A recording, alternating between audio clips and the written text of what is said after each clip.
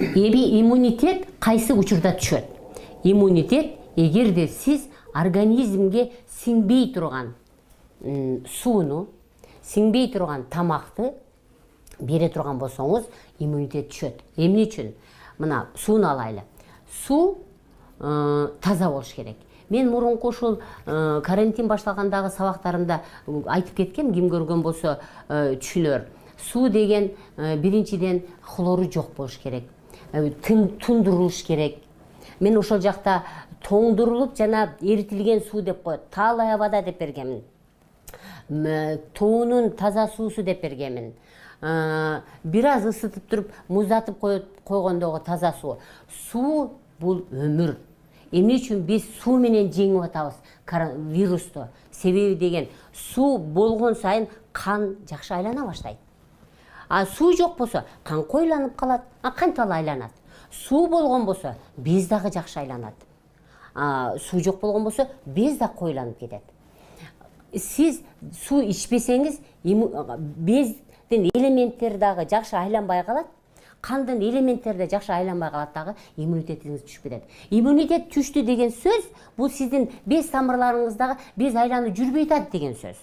Демек сиз аны кантип жүргүзүшүңүз керек? Суу ичишиңиз керек. Албетте жылуу суу ичкиле деген мен. Адамдын температурасы 30-46 градус болгон үчүн сиз дагы 36-40 градус суу ичишиңиз керек. Эми андан жоңураак 50-60 бул абдан жакшы. Эми тамакты караңыздар. Мүмкүн мени бул ушул тамак боюнча айта турган болсом, тамактын адамга сиңбей турган көп тамактар биздин Кыргызстанда бар. Муну ташып келип аткандар мүмкүн мени жаман көрөр, бирок мен айтканга туура келип атат.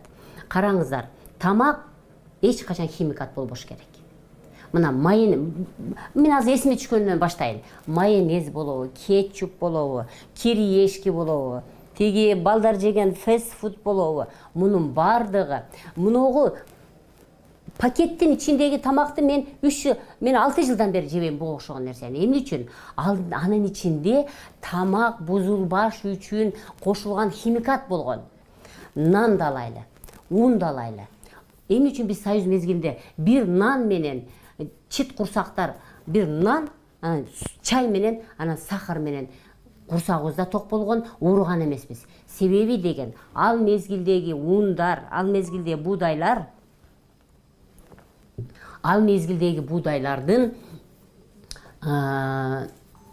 глютен деген заты аз болгон. Азыркы буудайлардын глютен деген заты көп болуп атат.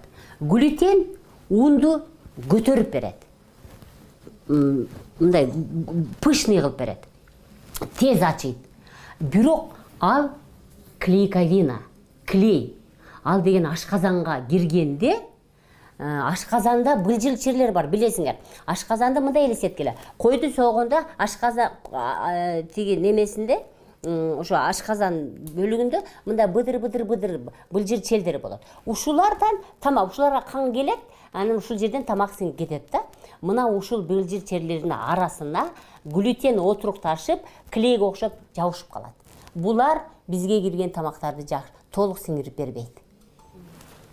Ошон үчүн мен азыр ун азыктарын токтотуп турган дегеним себеби, азыркы ундарда глютен көп. Бул биринчиси. Экинчиси бул сүт азыктары. Сүт азыктарында казеин деген зат бар. Ал да клей. Глютенге окшогон ал да клейковина. Ал дагы